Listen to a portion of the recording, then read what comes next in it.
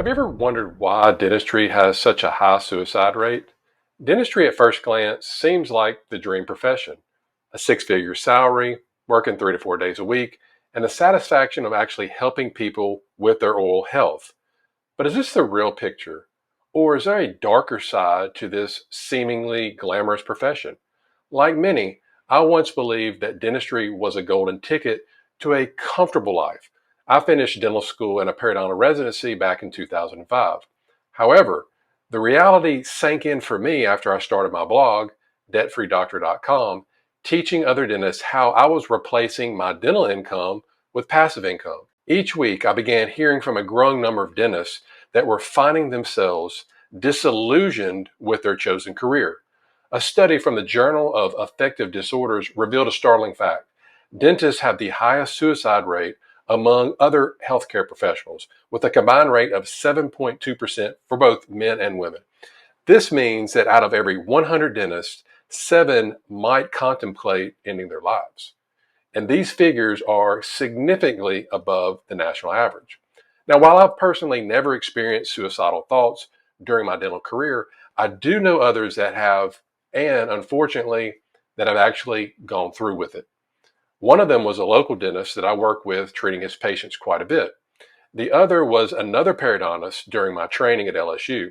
He owned a private practice and would actually volunteer his time every month teaching the other residents. The stress and pressure of him trying to be perfect and please every single patient, no matter what, eventually pushed him over the edge, unfortunately. Now, I understand that the pressures of the job, combined with the realities of the profession, can be overwhelming. So now I'd like to discuss the actual expectation versus the reality of dentistry. So the modern day challenges of dentistry are quite numerous, from the physical demands of the job to the mental and emotional toll it takes.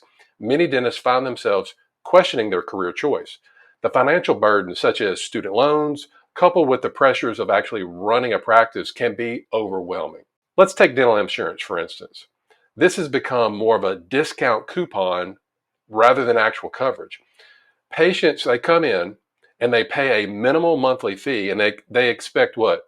Comprehensive coverage, not understanding that dental insurance hasn't even come close keeping up with the times. Most insurance companies that we deal with, they typically only pay like $1,000 to $1,500 a year max per patient for their coverage. Think about it. You can barely get 1 crown for that amount of money. Yet, what happens? Patients feel that everything should be covered by their dental insurance. And then when they call their dental insurances about it, guess what? We're the ones made out to be the bad guys, right? But they forget to mention the fact that the rates they pay dentists have remained stagnant for like 2 to 3 decades, while what has happened to the cost of education?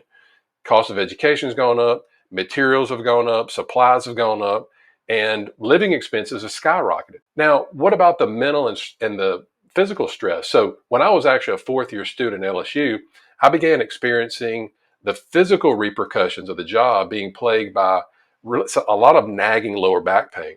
And as you can imagine, I was scared to death, thinking that if I was already experiencing this amount of pain from bending over and hunching over treating patients, how was I supposed to do this for the next 30 years? It wasn't like I just give up, because I owed over $300,000 in student loans. And not only is dentistry physically demanding on the body, but it also takes a toll on our mental health. There's not a month that goes by where a patient doesn't come into my office and tell me, "Hey doc, I hate going to the dentist," or they hate dentists in general. Sometimes I just want to ask them, "Let me ask you a question. What if I said I hated treating patients? How would you feel?" But I don't. I hold my mouth, hold my tongue, keep my mouth shut, and I try to just, casually make a joke, laugh it off. But over time, being told this again and again, it starts to take a toll on you. It starts to wear down on you. And speaking of wearing on you, there are some other areas in the country where the actual demand for weekend appointments is extremely high. So what happens? Many dentists find themselves working on what they think should be their days off. Again, already adding to an overstressed lifestyle. So where is dentistry headed?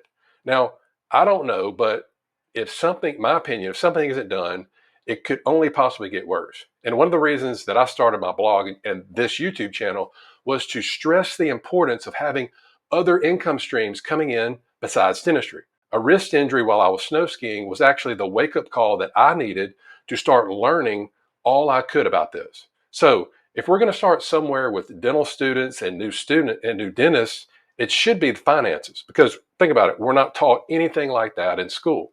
Multiple income streams give dentists options. Before I was injured, I didn't have any options. I was trapped. Now, if somebody is trapped doing something that they don't want to do for 30 years, then something will eventually have to give. And I don't want this to happen to anybody. Multiple income streams give dentists options to work when they want and how they want. If they want to work part-time, that's fine. They want to take off a few weeks, a few months, whatever, they can. But relying on only one dental income stream, you can't do that. Look, if you've ever thought or had thoughts of injuring yourself, there's help for you. Talk to somebody. That's what therapists are there for. They do what they do because they want to help people with these types of things. They want to help people in the dental community. Philippians 4:6 tells us to not be anxious for anything. And I can tell you that I have had some really tough, low times in my life with many failures. But you know what? That's life. And if you are having any types of thoughts like this, or you've had it in the past, reach out to somebody. Reach out to your pastor. Reach out to your friends. Reach out to your colleagues, or get help online. Life's too short to be miserable in life itself, and it's definitely life is too short to be miserable in your profession. And I don't want that for you or anybody else. And guess what? The more we talk about this and we get these issues out in the open, the better we can all come together and make it better for the dental community.